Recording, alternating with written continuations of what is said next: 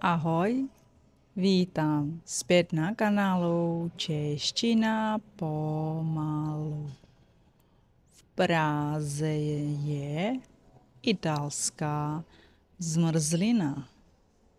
V centru Prahy je obchod s italskou zmrzlinou. Zmrzlina je velmi chutná a oblíbená. Mají různě příchutě. Čokoládu, vanilku, jahodu i pistaci. Je tam vždy hodně lidí a dlouhá fronta. Lidé čekají, protože zmrzlina opravdu stojí za to.